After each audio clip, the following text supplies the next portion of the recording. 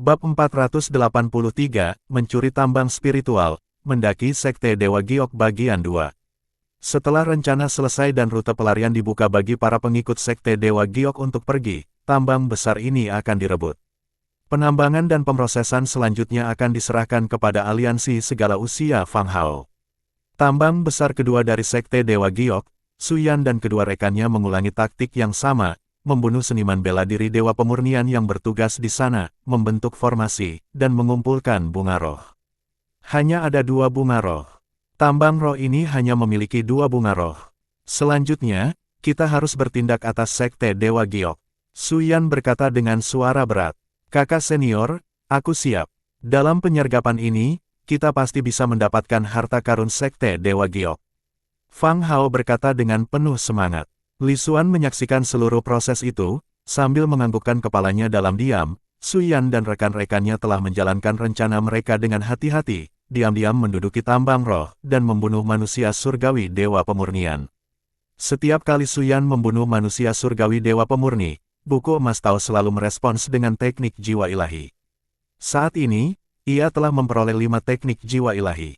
Di luar Sekte Dewa Giok, Su Yan dan rekan-rekannya diam-diam tiba, menyembunyikan aura mereka dan bersembunyi di sebuah gua. Kirim pesan ke Yu Gao, saatnya bertindak. Su Yan menatap Fang Hao dan mengangguk. Fang Hao mengeluarkan jimat komunikasi dan mengirim perintah tindakan ke Yu Gao.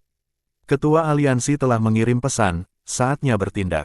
Semua orang tahu rencananya. Jika kita berhasil kali ini, aliansi segala usia Yuzu kita akan bangkit. Dengan adanya tambang kristal roh, generasi muda di aliansi kita akan memiliki banyak sumber daya untuk kultivasi, dan kita dapat mengalokasikan lebih banyak sumber daya untuk para jenius. Semuanya, jangan anggap remeh ini. Kalau ada yang mengacaukan tugas, jangan salahkan aku karena bersikap kejam. Yu Gao berkata dengan suara berat kepada para seniman bela diri Dewa Pemurnian yang berkumpul. Pelindung Agung, jangan khawatir, kami sama sekali tidak akan mengacaukan rencana pemimpin aliansi. Kata pelindung kanan dengan bersemangat. Meskipun mereka belum bertemu dengan pemimpin aliansi yang baru, kemunculan simbol kabut dan simbol perubahan seketika telah memberitahu mereka bahwa pemimpin aliansi yang baru pasti akan memimpin aliansi segala usia untuk terbang. Benar sekali, kami telah lama ditindas oleh sekte dan keluarga bangsawan.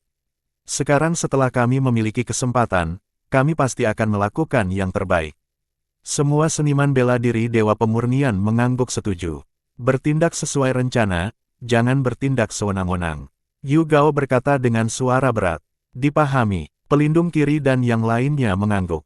Aku akan menemui Zhu Liang, untuk memberitahu dia bahwa aku, Yu Gao, masih hidup dan sehat, dan kekuatanku telah kembali ke puncaknya. Yu Gao mencibir, sosoknya bergerak, menuju ke Sekte Dewa Giok. Di aula besar Sekte Dewa Giok, Zhu Liang dan sejumlah tetua Dewa Pemurnian berkumpul bersama, mendiskusikan tindakan selanjutnya. Kekuatan penggarap lepas itu, yang gagal ditumpas, masih menimbulkan beberapa bahaya tersembunyi. Adapun Su Yan dan Meng Chong, mereka bagaikan 2 pedang tajam yang menggantung di atas kepala mereka, siap jatuh kapan saja. Namun, meskipun imbalannya tinggi, tidak ada informasi tentang mereka berdua. Bahkan di luar Yuzu, tidak ada berita tentang keberadaan mereka. Su Yan dan Meng Chong pasti ada hubungannya dengan pasukan penggarap lepas itu. Zhu Liang berkata dengan suara yang dalam. Saya khawatir itu sisa-sisa kekuatan Wan Xing. Kita harus memberitahu saudara-saudara sekte roh di negara-negara luar, untuk meningkatkan kewaspadaan dan pertahanan. Saya telah menghubungi Master Sekte Xing dari Sekte Qiming, dan kita bisa meminta bantuan kapan saja. Zhu Liang berkata dengan ekspresi serius. Penatua, berapa biaya untuk meminta bantuan? Master Sekte Dewa Giok bertanya dengan nada serius. 2 bunga roh. Mata Zhu Liang sedikit menyipit, tetapi ia segera berkata, bunga roh lainnya akan dibayar oleh keluarga Su. Masalah ini bukan hanya urusan Sekte Dewa Giok kita. Penatua, apakah perlu meminta bantuan? Seorang penatua tampak agak tidak yakin. Apa gunanya meminta bantuan jika semua orang sudah bersembunyi? Meskipun Sekte Qiming kuat, mereka tidak berbasis di Yuzu. Jika mereka tidak bisa menemukan orang-orangnya, bagaimana mungkin Sekte Qiming bisa? Pada tahap ini, hal itu tidak perlu, tetapi kita perlu meninggalkan jalan keluar. Pewaris sejati Sekte Qiming sangat kuat. Su Yan adalah seorang jenius, wajar saja jika para jenius saling bertarung. Sama seperti dulu, ketika para jenius berkompetisi, jika dia dikultivasikan oleh sisa-sisa Wan Xing, maka kita akan mengikuti aturan sebelumnya dan membuat para jenius berkompetisi. Dia pasti akan menunjukkan dirinya, dan begitu dia muncul, dia pasti akan mati. Bagaimana mungkin seorang kultivator lepas biasa bisa dibandingkan dengan pewaris sejati Sekte Qiming? Zhu Liang berkata dengan dingin. Para tetua Sekte Dewa Giok terkejut, mereka ternyata meminta pewaris sejati Sekte Qiming, yang merupakan salah satu jenius sejati yang tak tertandingi di dunia, meskipun mereka belum menerobos ke alam Dewa Pemurnian. Mereka hanya berada di puncak alam manusia surgawi, tetapi mereka pernah membunuh seorang dewa pemurnian penggarap lepas dan dikenal sebagai jenius nomor 1 di negara Luo. Jika itu adalah pewaris sejati Qiming, maka dua bunga roh sepadan dengannya. Kata Master Sekte Dewa Giok sambil tersenyum. Dengan kejadian ini, Sekte Dewa Giok dan pewaris sejati Sekte Qiming telah menjalin ikatan. Di masa depan, pewaris sejati Sekte Qiming akan menjadi pendukung kuat bagi Sekte Dewa Giok. Saya berharap dapat menyaksikan pancaran tubuh cahaya ilahi dan memahami betapa dahsyatnya kemampuan untuk melawan kekuatan jiwa ilahi. Seorang tetua yang hormat berseru. Sayangnya, Sekte Roh Giok kita tidak memiliki anak ajaib berbakat seperti itu. Master Sekte Roh Giok mendesah. Di Yuzu yang luas, tak ada satupun talenta yang bisa menandingi talenta murid kegelapan merah. Yuzu benar-benar telah jatuh jauh. Tiba-tiba, sebuah suara kurang ajar bergema. Zhu Liang, keluar dan bertarung. Wajah Zhu Liang berubah saat dia bergumam, itulah kultivator lepas di tahap lanjutan pemurnian dewa, dia sudah setengah lumpuh. Dia bergerak cepat dan langsung melesat keluar dari Sekte Roh Giok. Master Sekte Roh Giok dan segerombolan tetua pun mengubah ekspresi mereka dan segera mengikutinya. Di luar Sekte Roh Giok, aura Yugao yang kuat terpancar ke segala arah. Kekuatan jiwa ilahinya yang dahsyat menekan para diaken dan murid Sekte Roh Giok di bawah. Ledakan, semburan cahaya putih terpancar, kekuatan dahsyat jiwa ilahi melonjak dari dalam Sekte Roh Giok, menahan kekuatan jiwa ilahi Yugao. Itu tetua agung. Para diaken dan murid Sekte Roh Giok sangat gembira. Kamu tidak mati. Zhu Liang terkejut. Lawannya tidak hanya tidak lumpuh setengah, tetapi kekuatannya juga telah pulih ke puncaknya. Kekuatan tingkat lanjut Dewa Pemurnian, tanpa tersamarkan, menyebar ke segala arah. Pria ini harus mati. Zhu Liang, kau pikir kau bisa membunuhku? Ayolah, di Yuzu, hanya kau dan aku yang berada di tahap lanjutan pemurnian dewa. Hari ini, mari kita lihat siapa kekuatan tertinggi di Yuzu. Yugao mencibir, mengangkat tangannya untuk melancarkan serangan. Hari ini, kamu harus mati. Zhu Liang bertekad, tubuhnya memancarkan cahaya putih yang dahsyat, menyerang langsung ke arah Yugao. Master Sekte Roh Giok dan yang lainnya menyerbu masuk, bermaksud mengepung Yugao. Orang-orang Sekte Roh yang tercela dan tak tahu malu, selalu lebih banyak jumlahnya daripada lawan mereka. Yugao berbalik dan melarikan diri, diikuti Zhu Liang. Mengikuti Zhu Liang, ada seorang tetua di tahap tengah pemurnian dewa. Ia juga mengejarnya, jelas berniat mengepung Yugao. Orang ini, dia ditakdirkan untuk mati. Master Sekte Roh Giok menyatakan dengan sungguh-sungguh. Saat semua orang hendak kembali ke sekte mereka, wajah mereka berubah drastis. Ledakan, bunuh, Zhu Liang tidak ada di sini, hari ini kita akan menghancurkan Sekte Roh Giok. Sekelompok dewa pemurni penggarap lepas meraung dan menyerbu masuk. Dari mana semua dewa pemurnian penggarap lepas ini berasal? Wajah Master Sekte Roh Giok berubah drastis. Sekelompok tetua dewa pemurnian membalas, dan pertempuran sengit pun meletus. Para penggarap lepas terdesak dan langsung berbalik untuk melarikan diri. Sialan, Sekte Roh, kenapa mereka begitu kuat? Lari, jangan langsung menyerang, serangan kejutan adalah yang terbaik. Benar, mereka punya sumber daya yang melimpah, kita bebas bergerak, datang dan pergi dengan bebas. Serangan mendadak adalah strategi terbaik. Sekelompok penggarap lepas menggerutu saat mereka berbalik untuk melarikan diri. Para tetua Sekte Roh Giok memerah karena iri. Mereka harus membunuh para penggarap lepas ini, jika tidak, mereka akan menderita kerugian besar akibat serangan mendadak musuh. Bunuh mereka, kirim pesan kepada keluarga Su, seluruh Sekte Roh, dan keluarga-keluarga terkemuka, kepung dan bunuh para penggarap bebas ini. Sekelompok tetua mengejar mereka. Wajah Master Sekte Roh Giok muram. Pasti ada ahli dewa pemurni di sekte itu. Dia, sang Master Sekte, tidak bisa pergi. Dia menarik napas dalam-dalam, berbalik kembali ke aula utama dan memerintahkan, semua diaken dan murid, bersiaplah dengan kewaspadaan maksimal terhadap kemungkinan serangan. Ya, Sekte Roh Giok berada dalam siaga tinggi. Semua diaken dan murid telah meningkatkan tugas jaga mereka. Master Sekte Roh Giok yang memasuki aula utama tampak sangat hikmat. Dari mana datangnya begitu banyak dewa pemurnian penggarap lepas di Yusu? Mereka pastilah orang-orang berpengaruh dari organisasi kultivator lepas yang misterius. Ambisi mereka sangat besar dan menjadi ancaman besar bagi Sekte Roh dan keluarga-keluarga terkemuka di Yusu. Kita harus mengadakan pertemuan Sekte Roh dan keluarga terkemuka untuk membahas masalah ini. Sang Master Sekte Roh Giok berpikir dalam hati. Tiba-tiba, ekspresinya berubah drastis. Ledakan, momentumnya meledak. Ia ingin menyerbu keluar dari aula utama, namun, lapisan kabut memenuhi udara, bayangan ilusi bermunculan, api Phoenix, cahaya pedang, petir, seolah-olah sebuah strategi besar menyelimuti seluruh aula utama. Teknik macam apa ini? Wajah Master Sekte Roh Giok berubah drastis. Ledakan, ia melancarkan serangan dahsyat, menyebabkan aula runtuh. Namun, di luar aula terdapat kabut tebal, ia tidak bisa melihat apapun di dalamnya, apalagi mendeteksi gerakan di luar. Bab 484, menginjak-injak Sekte Dewa Giok, saat para bandit menggeledah. Master Sekte Dewa Giok belum pernah menghadapi situasi seaneh ini, dan ia tak berani bertindak gegabah sedetik pun. Ia diselimuti cahaya putih, sepenuhnya waspada dan siaga. Api burung Phoenix, petir, dan cahaya pedang yang cemerlang menyerang dari segala arah.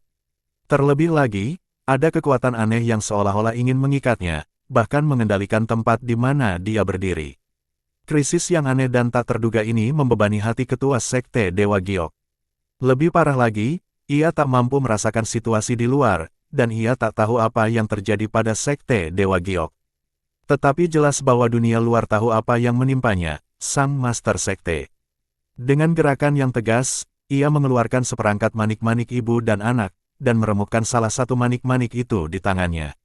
Sekte Dewa Giok sedang dalam krisis, dia harus meminta bantuan. Para tetua dan yang lainnya harus kembali ke sekte sesegera mungkin. Sekte Dewa Giok berada dalam kekacauan. Seekor naga emas raksasa meraung, kekuatan naganya yang dahsyat menghancurkan segalanya. Semua diaken dan murid ketakutan, wajah mereka pucat. Beberapa bahkan merangkak di tanah, menggigil tak terkendali.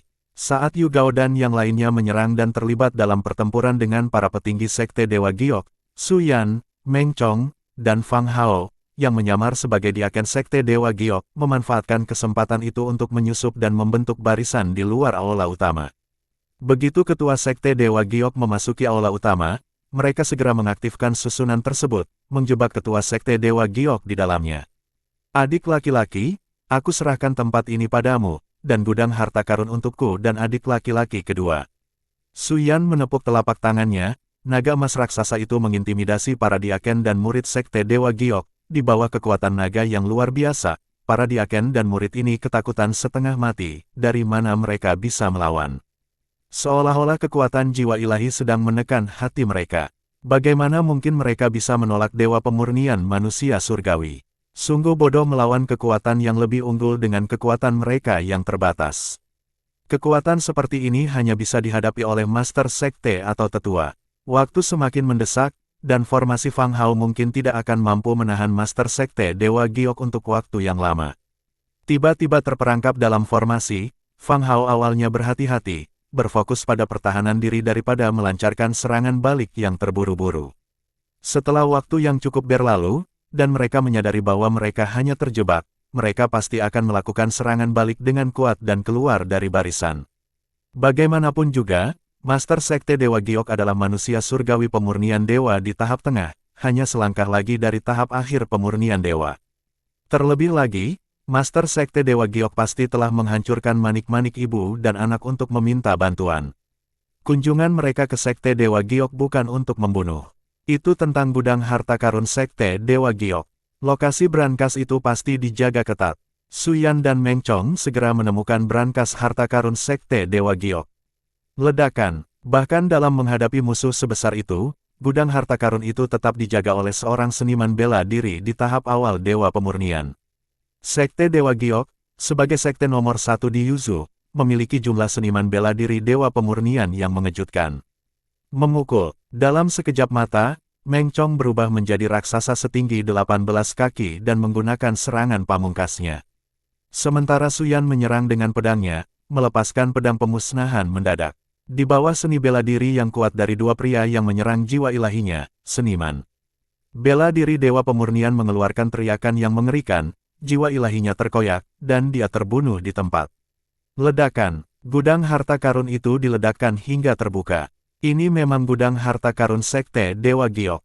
Suyan sangat terkesan, meskipun bukan gudang inti, harta karun di dalamnya jauh melebihi yang tersimpan di gudang harta karun keluarga Dai. Sekte Dewa Giok memang pantas menjadi sekte nomor 1 di Yuzu. Sebuah tabung melayang ke atas, Suyan mengamatinya dengan kesadaran ilahiyahnya, dan dalam sekejap, harta karun di brankas itu tersedot ke dalam tabung. Wadah ini khusus dibuat untuk penyerbuan gudang harta karun Sekte Dewa Giok. Wadah ini memiliki ruang yang sangat luas dan daya hisap yang luar biasa. Satu sapuan kesadaran ilahi dapat menyerap semua harta karun ke dalamnya dalam waktu yang sangat singkat. Ah, sepertinya ada brankas tersembunyi lainnya di sini. Meng Chong tiba-tiba menemukan sesuatu yang tidak biasa di area inti di belakang gunung Sekte Dewa Giok. Sebuah tinju dilayangkan. Dengan pukulan ini, dia mengendalikan kekuatannya, dan langsung menghancurkan tanah, memperlihatkan pintu menuju tempat penyimpanan harta karun. Suyan sudah bergegas datang, menyerang dengan pedangnya, pintu brankas harta karun hancur. Apakah ini salah satu gudang harta karun utama? Baik Suyan maupun Meng Chong sangat gembira. Harta karun di brankas rahasia ini sebagian besar adalah obat-obatan spiritual yang tak ternilai harganya. Tas penyimpanan itu, bagaimanapun juga, tidak sebaik cincin penyimpanan. Tas itu terutama terbuat dari kodok Gunung Walet. Jika obat-obatan spiritual disimpan di dalamnya, ada kemungkinan besar kekuatan obatnya akan hilang, dan diserap oleh bahan-bahan yang terbuat dari kodok Gunung Walet di dalam tas penyimpanan. Jadi, Sekte Roh dan keluarga bangsawan semuanya mendirikan brankas harta karun untuk menyimpan obat-obatan spiritual alih-alih menyimpannya dalam kantong penyimpanan dalam jangka waktu lama. Tabung itu terbang keluar, sapuan kesadaran ilahi, dan semuanya terhisap ke dalam tabung itu. Gemuruh. Suyan dan Meng Chong mulai menjarah liar di dalam Sekte Dewa Giok. Semua obat spiritual di ladang spiritual dijarah habis. Setiap kali mereka menemukan tempat yang tampak seperti situs harta karun inti, mereka akan melancarkan serangan. Dalam waktu singkat, Sekte Dewa Giok menjadi kacau balau, seolah-olah telah diserbu bandit. Semua diaken dan murid Sekte Dewa Giok gemetar ketakutan, bahkan mengumpat dalam hati. Apa yang sedang dilakukan Master Sekte? Apa dia tidak berguna? Kenapa dia belum bertindak? Dan para tetua, apakah mereka semua bodoh? Mereka disesatkan musuh? Apa mereka tidak tahu tentang krisis di dalam sekte? Serahkan semua tas penyimpananmu, atau kau akan dibunuh. Suyan mengangkat tangannya dan menyerang, 18 naga raksasa kemasan berputar di atas kepala para diaken dan murid. Naga yang luar biasa itu memandang rendah orang-orang di bawah. Ini adalah Sekte Dewa Giok, beraninya kau. Seorang diakon mengumpulkan keberanian untuk berbicara kasar dan mencoba mengancam mereka. Gedebuk, ekor naga raksasa itu menyapunya dan dia pun langsung musnah. Sekte itu sudah diserbu, dan dia masih ingin mengancam. Mengandalkan kekuatan sekte untuk mengintimidasi orang lain. Orang-orang bodoh seperti itu tidak perlu hidup. Jangan serahkan tasmu, kau mati. Naga emas raksasa itu menyelidiki ke bawah dari udara. Matanya bersinar terang, seolah-olah naga sejati yang sesungguhnya telah turun. Serahkan tas penyimpananmu, atau mati. Bab 485, menginjak-injak Sekte Dewa Giok, saat para bandit mengobrak-abrik bagian 2. Sosok Meng Chong yang kolosal, berbalut baju zirah ilahi, bagaikan dewa surgawi. Sebilah pedang cahaya yang melesat melayang di atas para diaken dan murid, siap membelah kapan saja. Beri, selamatkan nyawa kami. Wajah para diaken dan murid Sekte Dewa Giok berubah sepucat hantu saat mereka mengeluarkan tas penyimpanan dan meletakkannya di depan mereka. Bagaimanapun, nyawa adalah yang terpenting. Naga emas itu melesat dan mengambil semua kantong penyimpanan. Ledakan. Pada saat ini, formasi besar tempat aula utama Sekte Dewa Giok berada mulai bergetar. Master Sekte dari Sekte Dewa Giok menyerang formasi tersebut, berniat untuk keluar. Pesan dari jimat komunikasi tersampaikan, Zuliang dan yang lainnya bergegas kembali dengan panik. Adik, ayo berangkat. Su Yan dan Meng Chong langsung muncul di samping Fang Hao. Fang Hao sedang mengendalikan formasi dengan putus asa, mengerahkan pintu ganjil langit dan bumi, menjebak Master Sekte Dewa Giok di dalamnya. Besar, dengan sapuan kesadaran ilahi Fang Hao, susunan formasi itu terbang dan jatuh ke dalam kotak senjata satu persatu. Su Yan dan Meng Chong menyerang bersama, menyerang Master Sekte Dewa Giok yang tubuhnya belum sepenuhnya terungkap. Setelah satu serangan, mereka bertiga langsung pergi. Dalam sekejap, mereka menghilang di balik cakrawala. Master Sekte Dewa Giok meraung marah, menangkis serangan itu. Saat kabut menghilang, kekuatan jiwa ilahi melonjak keluar, dan ia langsung tertegun. Ah! Raungan marah menggema di seluruh Sekte Dewa Giok. Siapa itu? Master Sekte Dewa Giok berdiri di udara, menatap Sekte Dewa Giok. Di mana-mana hancur, perbendaharaan dijarah, bahkan salah satu perbendaharaan inti telah dijarah. Penatua yang menjaga perbendaharaan terbunuh. Obat-obatan spiritual di bidang pengobatan semuanya dijarah. Pada saat ini, Sekte Dewa Giok tampaknya telah diserbu oleh bandit, dengan kerugian besar. Master Sekte, itu Su Yan dan Meng Chong. Seorang diaken mengumumkan di tengah isak tangis. Semua harta yang dikumpulkan selama hidup, hampir semuanya ada di dalam tas penyimpanan, tetapi sekarang semuanya hilang. Sialan, mereka bahkan lebih buruk dari bandit. Benar, Su Yan dan Meng Chong. Tas penyimpananku juga dirampok. Master Sekte, aku telah menderita kerugian besar. Para diaken dan murid Sekte Dewa Giok meratap. Sekte nomor 1 yang pernah megah di Yuzu, kini dipenuhi dengan tangisan menyedihkan. Su Yan, Meng Chong, Sekte Dewa Giok tidak akan pernah tenang sampai kau mati. Mata Master Sekte Dewa Giok berwarna merah darah saat dia meraung. Ah! Tiba-tiba, suara gemuruh terdengar silih berganti. Para tetua Dewa Pemurnian yang mengejar para pembudidaya bebas telah kembali. Masing-masing dari mereka mengeluarkan raungan marah. Brengsek, wajah Zuliang pucat pasi, matanya merah, terengah-engah, dan ia dipenuhi hasrat untuk membunuh. Ia sendiri hampir meledak karena marah. Bunuh, kita harus bunuh para kultivator bebas ini, kita harus bunuh Su Yan dan Meng Chong, jangan pernah hidup berdampingan, kita tidak akan pernah hidup berdampingan. Zuliang meraung dengan panik. Tak lama kemudian, satu demi satu dewa pemurni manusia surgawi tiba. Mereka semua adalah para dewa pemurni dari berbagai sekte roh dan keluarga di Yuzu. Setelah mengetahui bahwa permata Sekte Dewa Giok telah hancur, mereka semua terkejut. Sekte Dewa Giok benar-benar meminta bantuan. Ini adalah sekte nomor 1 di Yuzu. Dengan Zuliang, tokoh terkemuka nomor 1 di Yuzu, yang memimpin, siapa yang bisa mengancam Sekte Dewa Giok? Mungkinkah itu kekuatan dari luar Yuzu? Namun, menurut aturan keluarga Sekte Roh, mereka harus datang segera setelah permata itu pecah, terlepas apakah mereka perlu membantu atau tidak. Apa yang sebenarnya terjadi? Melihat pemandangan yang menghancurkan itu, seolah-olah Sekte Dewa Giok telah diserbu oleh para bandit, semua tokoh terkemuka benar-benar tercengang. Itu Su Yan dan Meng Chong, dan kekuatan kultivator bebas misterius itu. Master Sekte Dewa Giok menggertakkan giginya karena marah. Sekarang dapat dipastikan bahwa Su Yan dan Meng Chong berasal dari kekuatan kultivator bebas yang misterius itu. Semua keluarga berpengaruh di Sekte Roh langsung terkejut. Dari mana datangnya kekuatan kultivator lepas sekuat itu? Pada saat ini, mereka semua merasakan ancaman yang kuat. Keluarga Su, khususnya, berubah warna secara dramatis. Master Sekte Dewa Giok secara singkat menceritakan jalannya kejadian, termasuk metode misterius yang dapat menyelimuti jiwa suci seseorang dengan lapisan kabut dan menjebak seseorang di dalamnya. Semua keluarga kuat dari Sekte Roh tak mampu lagi tenang. Lebih dari 10 manusia surgawi pemurni. Saat ini, kita dari Sekte dan keluarga Roh harus bersatu. Kita akan segera melancarkan pencarian besar-besaran di seluruh Yuzu, tanpa ampun terhadap siapapun yang mencurigakan. Kita akan membunuh daripada melepaskan. Zuliang berbicara dengan niat yang jelas untuk membunuh. Semua seniman bela diri Dewa Pemurnian bergidik. Jika ini terjadi, konflik antara keluarga Sekte Roh dan para kultivator bebas akan sepenuhnya terstimulasi, dan Yuzu pasti akan berada dalam kekacauan. Kita tidak boleh ragu-ragu, kita tidak boleh bimbang.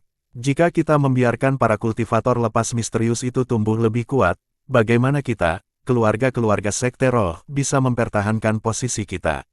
Master Sekte Dewa Giok juga berbicara dengan sungguh-sungguh. Selidiki secara ketat para kultivator lepas yang memiliki kekuatan manusia surgawi agung atau lebih tinggi. Mereka yang berada di bawah level manusia surgawi agung tidak relevan. Seorang seniman bela diri Dewa Pemurnian angkat bicara. Orang ini adalah sesepuh keluarga pertama di Yuzu. Ini bisa berhasil. Zhu Liang mengangguk. Jumlah kultivator lepas yang merupakan manusia surgawi agung tidak banyak, jadi akan lebih mudah untuk mencarinya. Jika kultivator lepas seperti itu termasuk dalam kultivator lepas misterius, status mereka pasti akan tinggi. Setelah semua tokoh penting dari keluarga Sekte Roh selesai berdiskusi, mereka berpamitan dan pergi. Mereka semua menyampaikan belasungkawa atas apa yang terjadi pada Sekte Giok Dewa. Entah mereka senang atau tidak, hanya mereka sendiri yang tahu. Sekte Roh dan keluarga-keluarganya tidak mungkin bisa akur sepenuhnya. Di dalam aula utama keluarga Shen Wang telah kembali dari luar dengan suasana hati yang sangat baik, menyenandungkan sedikit lagu dan meminum teh spiritual, tampak sangat puas. Ayah, apa yang membuatmu begitu bahagia? Shen Haizu pulang ke rumah untuk mengumpulkan harta karun dan mempersiapkan pemurnian cermin malam musim semi yang mendalam. Melihat ayahnya begitu puas, ia pun penasaran dan bertanya, Sekte Dewa Giok diserbu bandit, sudah musnah. Bagaimana mungkin aku tidak bahagia? Shen Wang terus bersenandung sambil tersenyum. Shen Haizu, ayah, cepat ceritakan apa yang terjadi. Bagaimana keadaan Sekte Giok setelah diserbu? Pikiran pertama yang terlintas di benak Shen Haizu adalah bahwa ini pasti dilakukan oleh Su Yan dan Meng Chong, karena mereka telah mengincar harta karun Sekte Dewa Giok. Tanpa diduga, mereka benar-benar melaksanakan rencana mereka. Dia merasa terkejut dan sangat khawatir, tetapi dia juga tidak dapat menahan rasa gembiranya. Apalagi yang bisa terjadi? Perbendaharaan diambil alih. Salah satu perbendaharaan inti, semua tas penyimpanan para murid dan diaken, semuanya dirampok. Wajah Shen Wang yang tersenyum penuh dengan kegembiraan. Sekte Dewa Giok mendapatkan balasan yang setimpal, kan? Mereka bertemu bandit, kan? Mereka pikir mereka sekte teratas Yuzu, kan? Mereka tidak tahu manfaatnya bersikap rendah hati, mereka malah diserbu, kan? Wajah Shen Wang penuh dengan schadenfreude. Shen Haizu juga bersemangat. Seberapa besar keuntungan mereka setelah menyerbu Sekte Giok Dewa? Bagiannya termasuk di sana. Dia akan menjadi kaya. Ayah, kita harus ekstra hati-hati dengan perbendaharaan keluarga kita, agar kita tidak menjadi incaran pencuri juga. Shen Haizu mengingatkannya. Setelah insiden Sekte Dewa Giok terungkap, mungkin ada beberapa kultivator bebas yang berani dan gegabah yang akan mengikuti contoh tersebut, dengan ide mengambil risiko besar. Jika mereka berhasil, mereka akan dapat menjalani kehidupan yang bebas. Benar sekali, Shen Wang berhenti sejenak, memikirkan kembali cara menyimpan harta keluarga. Haizu, ingatlah untuk tetap rendah hati, bayar makanan, minuman, pelacuran, dan judimu. Kita keluarga terhormat, tapi kita tidak boleh terlalu sombong. Bencana iblis darah belum lama berlalu, beberapa orang sudah lupa dan mulai pamer lagi. Kalau iblis darah bisa muncul sekali, pasti ada yang kedua. Kita tidak boleh bernasib buruk.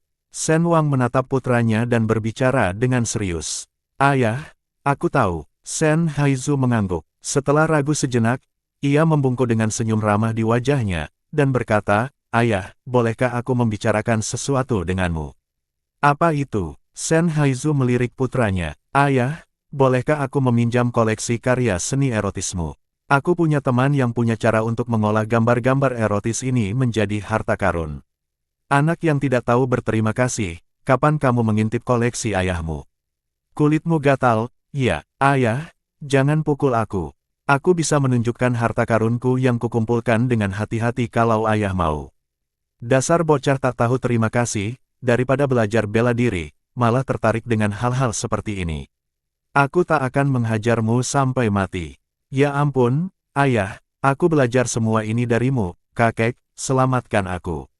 Shen Haizu berteriak minta tolong karena panik. Hentikan, Anak yang tidak tahu berterima kasih. Sentai muncul dengan mengesankan, Haizu, kemarilah, kakek. Lihat wajahmu yang bengkak. Anak yang tidak tahu berterima kasih, apa yang telah kau lakukan pada cucuku? Aku tidak akan membiarkanmu pergi hari ini. Tidak, ayah, bocah bajingan ini, dia benar-benar menginginkan karya seni erotisku. Berani sekali kau mengungkitnya, kaulah yang telah memanjakan cucuku, kau pantas mendapatkannya. Ayah, aku belajar ini darimu. Beraninya kau, Shen Wang, anak yang tidak tahu berterima kasih, berani menodai ayahmu. Keluarga Shen tiba-tiba terjerumus dalam kekacauan, dan orang yang tidak tahu mungkin mengira bahwa keluarga Shen sedang diserang. Yu Gao, sambil berjalan, memuntahkan darah. Meskipun wajahnya pucat dan lukanya tidak ringan, dia sangat bersemangat. Ketika Zhu Liang menerima berita tentang krisis Sekte Giok Dewa dan ingin kembali untuk meminta bantuan, Yu Gao dengan putus asa menghentikannya untuk sementara waktu. Luka kecil ini, sebagai ganti perampasan harta Sekte Giok Dewa, merupakan kesepakatan yang bagus. Bab 486, Dukungan Kuat untuk Hierarki Aliansi, Rencana Pembunuhan Sekte Dewa Giok. Setiap seniman bela diri dari aliansi segala usia, yang telah menyempurnakan jiwa suci mereka, terluka sampai tingkat tertentu, namun semangat mereka tetap tinggi. Sekte Roh Yuzu telah menderita. Cedera itu sepadan. Soal pembalasan dari Sekte Roh, sudah bisa diduga. Sekalipun mereka tidak menyerbu perbendaharaan Sekte Roh, mereka tetap akan dikepung dan diserang, tidak ada bedanya. Su Yan, Meng Chong, dan Fang Hao tiba. Salam, pemimpin aliansi. Yu Gao batuk darah sambil memberi hormat dengan hormat. Salam, pemimpin aliansi. Para pemurni dewa lainnya juga memberi hormat serempak. Mereka semua pertama-tama menoleh ke Su Yan, yang reputasinya sangat penting. Mereka pun menyadari bahwa pemimpin aliansi yang baru adalah Su Yan. Ini adalah pemimpin aliansi baru dari aliansi segala usia di Yuzu, Fang Hao, pemimpin aliansi Fang. Yu Gao memperkenalkan diri sambil batuk darah. Pelindung kiri dan kanan menatap dengan terkejut, pemimpin aliansi yang baru bukanlah Su Yan melainkan Fang Hao. Salam, pemimpin aliansi Fang. Fang Hao duduk, lalu berkata, kalian semua silakan duduk. Kalian semua telah memberikan kontribusi yang signifikan kali ini. Hadiah mengikuti jasa, masing-masing dari kalian akan menerima 1 pil kebangkitan, ramuan penyembuh, dan 1 pil pemeliharaan jiwa ilahi, pil untuk memelihara jiwa ilahi. Dengan lambaian tangannya, 2 botol kecil untuk masing-masing orang muncul, 1 berisi pil pemulihan untuk penyembuhan dan yang lainnya pil pemeliharaan jiwa ilahi. Kami berterima kasih kepada hierarki aliansi. Yu Gao dan yang lainnya merasa gembira. Mereka semua akrab dengan kemanjuran pil yang ajaib. Keuntungan dari perjalanan ini sangat besar. 2 tambang roh Sekte Roh telah direbut. Kami akan segera mengirim orang untuk mengambil alihnya. Namun, sebelum itu, beberapa pengaturan perlu dibuat di dalam aliansi. Fang Hao, dengan memanfaatkan kekuasaan yang disita dari perbendaharaan Sekte Roh, resmi menduduki posisi kepemimpinan aliansi segala zaman di Yuzu. Ini menandai dimulainya kepemimpinannya di aliansi segala zaman dalam bersaing secara setara dengan keluarga Sekte Roh. Awasi diaken dan murid Sekte Roh yang berada di dalam tambang roh. Mereka akan menambang kristal roh untuk aliansi kita, tetapi pembangkit tenaga pemurnian dewa perlu menjaga tambang-tambang itu. Meskipun Sekte Roh mungkin tidak menyadari adanya hal yang tidak biasa dalam jangka pendek, tetap saja ada risiko tertentu. Aku sudah menyiapkan formasi di tambang roh. Formasi itu bisa menahan para pemurni dewa untuk sementara waktu, mencegah mereka masuk dengan cepat. Ini akan memberi para penjaga waktu untuk melarikan diri. Tugas ini krusial. Pelindung kiri dan kanan, kalian masing-masing harus menjaga salah satu tambang roh. Fang Hao menatap pelindung kiri dan kanan dengan ekspresi muram. Ya, pemimpin aliansi. Pelindung kiri dan kanan menanggapi dengan hormat.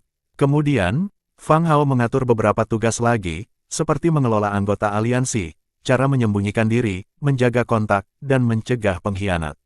Saya, Fang Hao, sebagai pemimpin aliansi Yuzu yang baru, masih muda dan kurang berpengalaman dibandingkan dengan mereka yang hadir. Hari ini, ada sesuatu yang perlu saya sampaikan kepada kalian semua.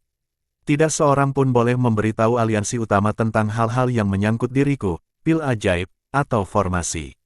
Ada yang keberatan, tentu saja, saya bukan diktator. Saya serahkan masalah ini kepada semua orang untuk diputuskan. Apakah kalian mendukung atau menentang keputusan saya? Meskipun aku adalah pemimpin aliansi, aku pasti akan mengikuti keputusan mayoritas. Saat Fang Hao berbicara, dia melambaikan tangannya.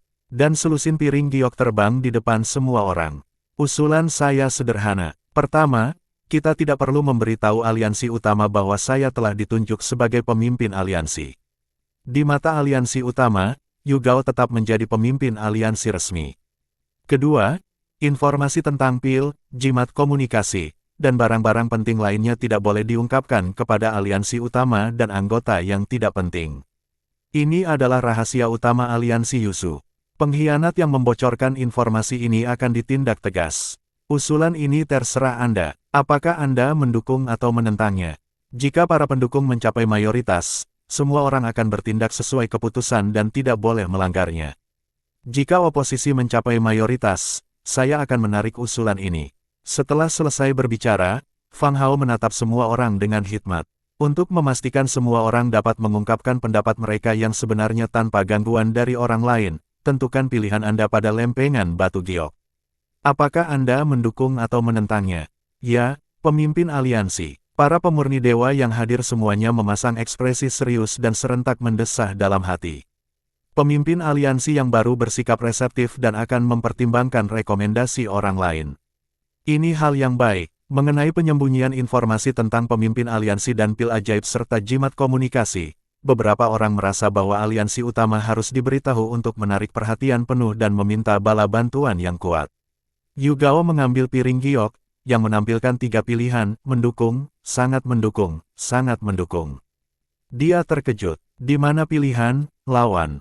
Sementara Yu Gao mendukung keputusan Fang Hao, dia bingung saat menyadari tidak adanya pilihan, lawan, pada pelat giok. Pelindung kiri dan kanan berada dalam kesulitan yang sama. Mereka melihat ke kiri dan ke kanan, tetapi opsi, lawan, jelas tidak ada. Bingung, mereka bertanya-tanya apakah hierarki aliansi lupa mencantumkannya. Yu Gao ragu sejenak sebelum memilih opsi, dukungan intens. Apakah semua orang sudah membuat pilihannya?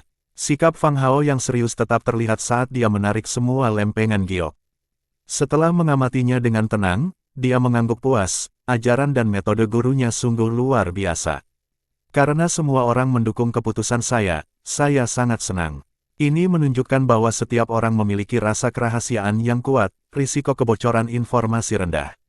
Oleh karena itu, semua orang dapat membagi pil ini. Saya harap kalian semua dapat segera meningkatkan kemampuan kalian. Fang Hao tersenyum puas. Dia mengambil sebotol pil ajaib dan menaruhnya di atas meja. Pelindung kiri dan kanan serta yang lainnya masih bingung. Di satu sisi, mereka bertanya-tanya apakah hierarki aliansi lupa menyertakan opsi menentang, dan di sisi lain, mereka curiga bahwa hierarki aliansi sudah membuat keputusan dan tidak mengizinkan penolakan apapun. Saat mereka sedang merenungkan kemungkinan mana yang benar, mereka melihat pil ajaib dan langsung tersenyum. Mereka semua menyadari kemanjuran pil ajaib yang luar biasa ini.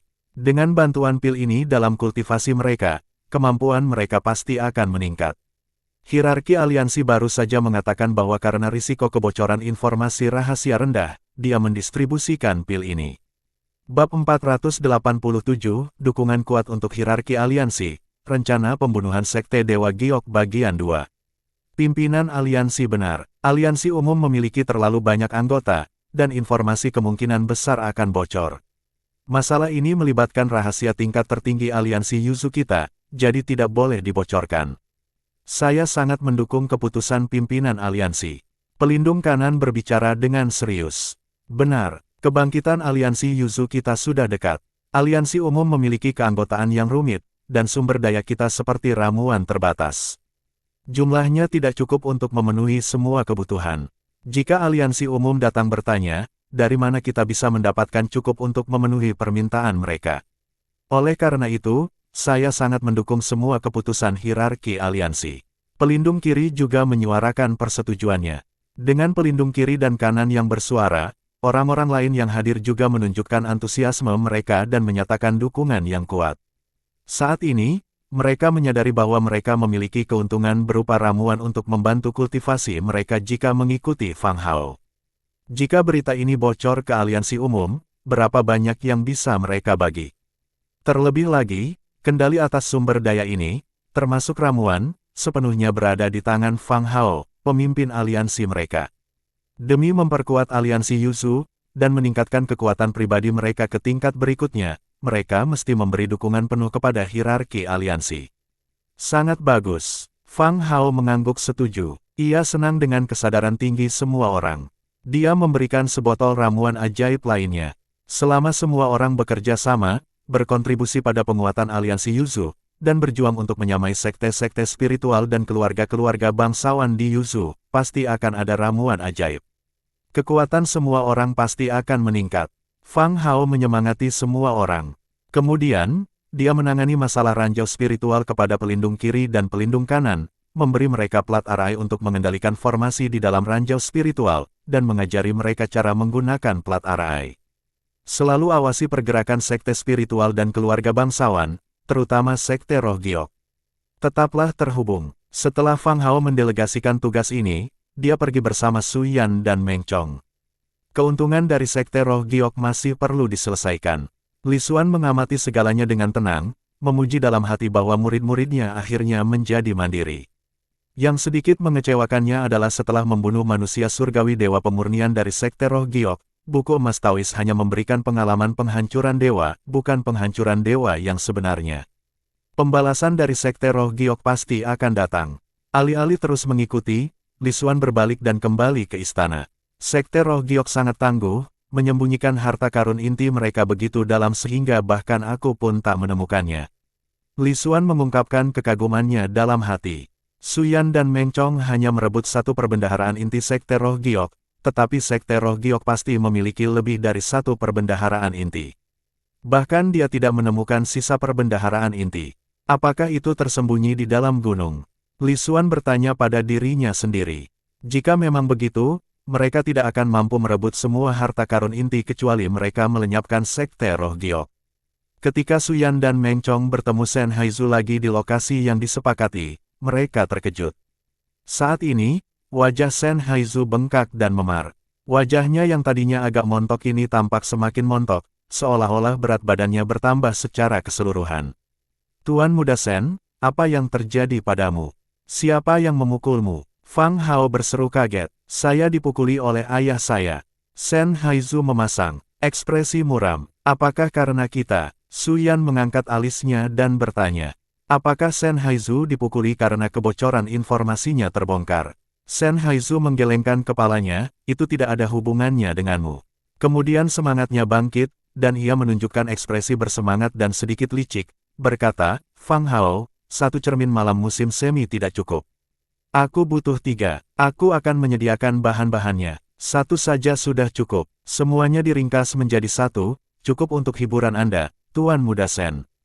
Fang Hao menggelengkan kepalanya. Yang akan disempurnakannya bukanlah jenis cermin malam musim semi sebelumnya. Dia berencana untuk menyempurnakan larangan dan ilusi di dalamnya, memastikan Shen Haizu dapat tenggelam di dalamnya dan tidak menarik dirinya keluar. 1 tidak cukup untuk berbagi. Shen Haizu menghela napas, mengeluarkan sebuah kantong penyimpanan harta karun, dan menyerahkannya kepada Fang Hao, sambil berkata, Fang Hao, sempurnakan 3, tidak kurang. Kantong ini berisi harta karun yang dikumpulkan selama 3 generasi keluargaku, semuanya ada di sini. Fang Hao, Su Yan dan Meng Chong melihat ekspresi aneh Shen Haizu, mereka paham bahwa hobi aneh Shen Haizu ini bersifat turun-temurun. Baiklah, Fang Hao menyetujuinya sambil mengagumi dirinya sendiri. Untuk menyempurnakan hal semacam ini seharusnya tidak membutuhkan banyak sumber daya atau waktu. Saudara Shen, kontribusimu kali ini sangat besar. Kau akan mendapatkan bagian dari hasil rampasannya. Karena aku sudah berjanji akan memberimu ramuan jika kita mendapatkan bunga roh bumi, aku tidak akan mengingkari janjiku. Su Yan berkata sambil tersenyum. Mereka memperoleh panen besar dari perjalanan ke sekte roh giok ini. Kelompok berempat itu berangkat kembali ke rumah besar. Shen Haizu berkata, sekte roh giok telah menghubungi sekte-sekte spiritual dan keluarga bangsawan di Yuzu. Mereka sedang menyelidiki para penggarap lepas di Yuzu, terutama yang berfokus pada penggarap lepas utama. Selanjutnya, mungkin akan ada keributan lagi. Kalian semua harus bersembunyi dengan baik. Itulah yang diharapkan. Fang Hao terkekeh. Para anggota aliansi segala usia telah berpencar dan bersembunyi. Kembali ke mansion, Shen Haizu tampak tercengang. Su Yan dan Meng Chong bersembunyi di sini, dan tidak ada yang menyadarinya. Itu sungguh tidak terpikirkan. Tak lama kemudian, ia juga menyadari sesuatu yang tidak biasa. Dia merasa senang bisa memenangkan hati Su Yan. Itu jelas merupakan keputusan terbaik yang pernah dibuatnya. Su Lingxiu menyambut mereka dengan gembira. Kakak senior, adik junior, kalian akhirnya kembali. Bagaimana? Shen Haizu menatap Su Lingxiu dengan mata terbelalak, ekspresi malu-malu di wajah tembamnya. Siapa dia? Su Lingxiu dengan penasaran menatap Shen Haizu, yang seluruh wajahnya memar dan tampak menyedihkan. Shen Haizu, Su Yan memperkenalkannya. Senang bertemu denganmu, Nona Su. Shen Haizu buru-buru mencoba mempertahankan ekspresi seriusnya. Tidak perlu formalitas. Minum pil ini. Su Lingxiu melambaikan tangannya, melemparkan pil ke Shen Haizu, dan menambahkan, memarmu akan sembuh setelah kau makan ini. Shen Haizu ragu. Memar di wajahnya, bagaimanapun juga, disebabkan oleh pukulan ayahnya sendiri. Ayahnya, sebagai ahli dewa pemurni, telah meninggalkan sisa kekuatannya. Wajahnya sengaja dibuat bengkak untuk beberapa saat, sebagai bentuk hukuman. Bisakah pil ini benar-benar menyembuhkan lukanya? Setelah menelan pil itu, Shen Haizu memberi hormat, saya menghargai kebaikan Anda, Nona. Namun, luka ini memang disengaja, ditinggalkan oleh ayah saya, seorang seniman bela diri dewa pemurnian. Astaga, berhasil. Sebelum ia sempat menyelesaikan kalimatnya, Shen Haizu merasakan sensasi dingin di wajahnya dan menyadari memarnya telah hilang. Ia pun terkejut. Jangan terlalu terkejut, meskipun kamu hampir mati, adik perempuanku masih bisa menyelamatkanmu. Su Yan berkata dengan gembira. Ayo, mari kita hitung harta karun Sekte Roh Giok. Su Yan mengeluarkan guci penyimpanannya dan mulai menghitung harta karun dari Sekte Roh Giok. Selain itu, ada setumpuk kantong harta karun, semuanya milik para diaken dan murid. Sebagai anggota sekte teratas di Yuzu, tak seorang pun dari mereka akan miskin. Hadiahnya kali ini sangat besar.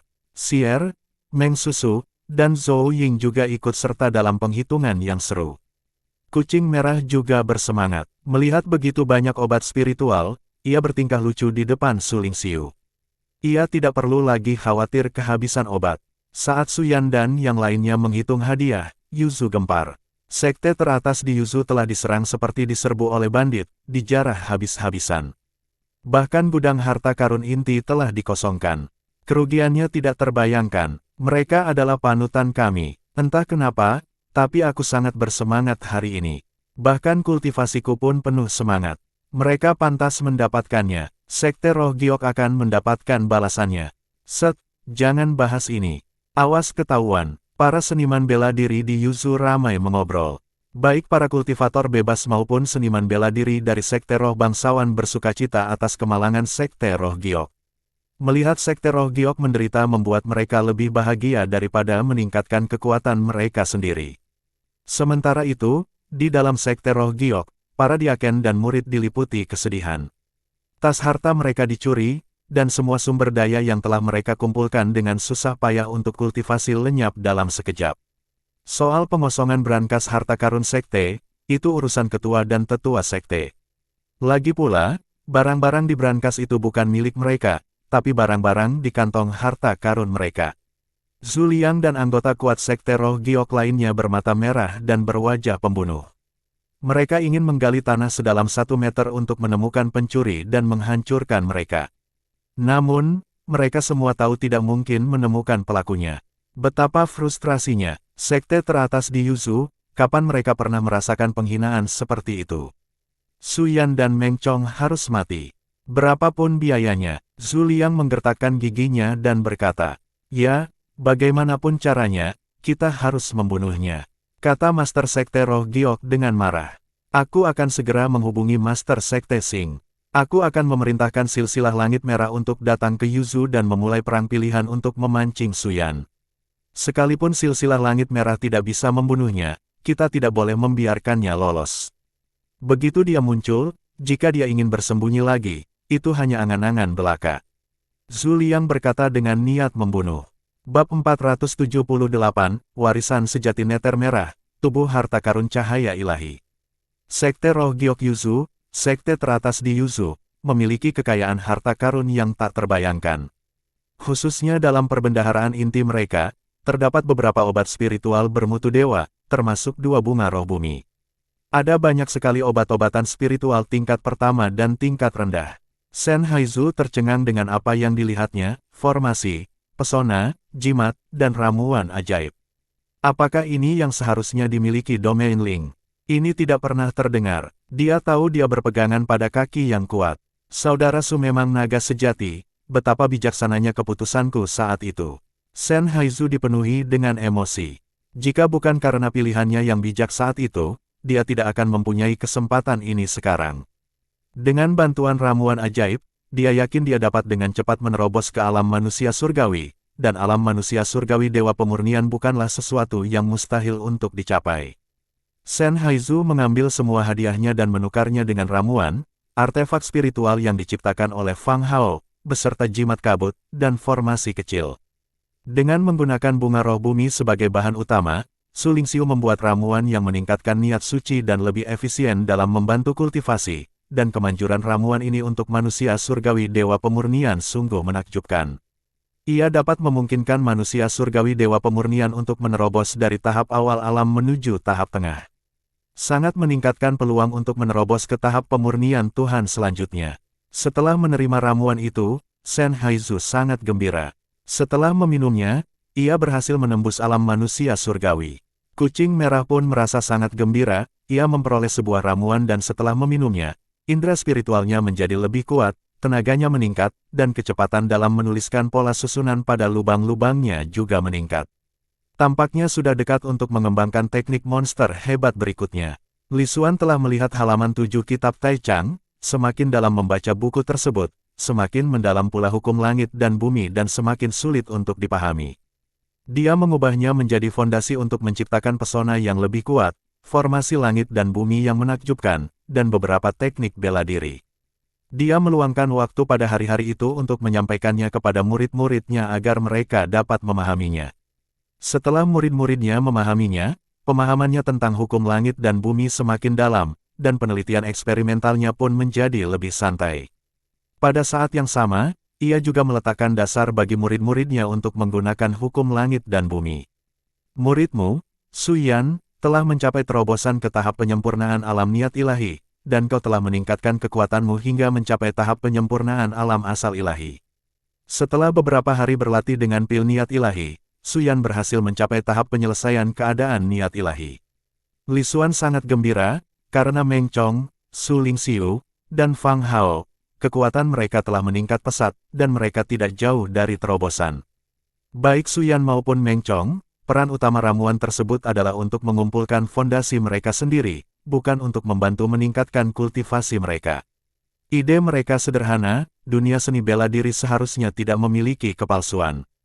Bahkan jika mereka menggunakan ramuan ajaib untuk menerobos, mereka masih butuh waktu untuk mengkonsolidasikan wilayah mereka sepenuhnya.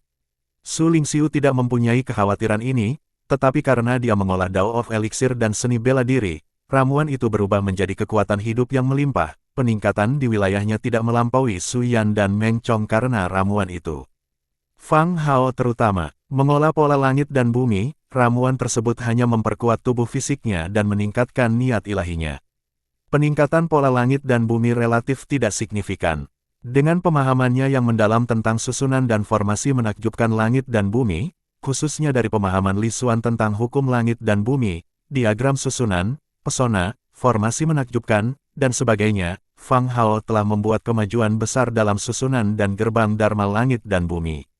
Keempat murid tersebut mengalami kemajuan yang signifikan berkat pemahaman mereka terhadap hukum langit dan bumi. Dao pedang Su Yan menjadi makin sempurna, dan susunan pedangnya pun menjadi jauh lebih kuat. Meng Chong juga membuat kemajuan besar dalam Dao pedang dan tubuh emas abadi.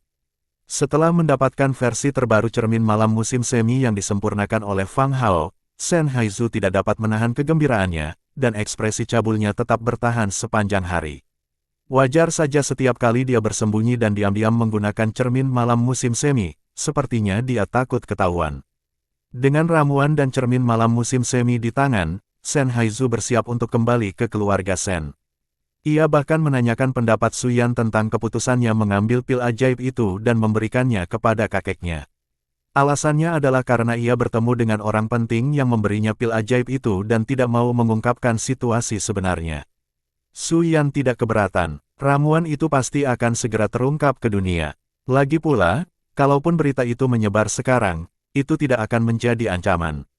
Tuan mereka tak terkalahkan. Shen Haizu sangat gembira. Dengan bantuan ramuan itu, ia yakin kakeknya pasti akan mencapai tahap akhir pemurnian dewa.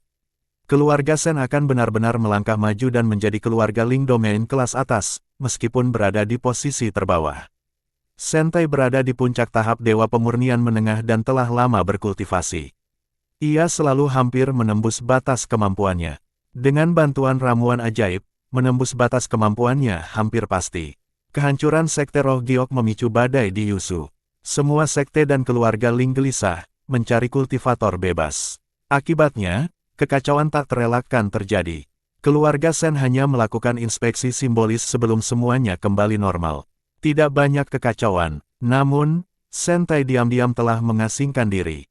Hanya Shen Wang dan Shen Haizu, pasangan ayah dan anak, yang mengetahui terobosan Shen Tai yang terpencil.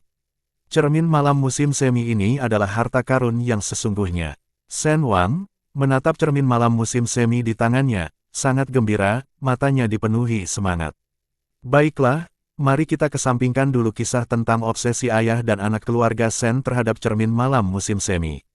Di dalam rumah bangsawan, suasana kultivasi kembali pulih. Setiap hari, Su Lingxiu meramu ramuan dan meneliti berbagai ramuan dengan efek yang berbeda-beda. Dia telah memperkaya formula dalam buku petunjuk alkimia. Negara bagian Luo, ledakan. Seorang pemuda berwajah tegas dengan alis emas tengah memegang tombak berlapis emas dan menyerang prajurit dewa pemurni dengan marah. Bagian mana dari cerita ini yang paling kamu suka? Tulis di komentar, aku ingin tahu. Kamu punya teori tentang apa yang akan terjadi selanjutnya? Bagikan pendapatmu di bawah ya. Cerita ini lebih seru kalau kita bahas bareng. Ayo ngobrol di kolom komentar. Like kalau kamu juga suka dunia kultivasi seperti ini biar aku tahu kamu masih di sini.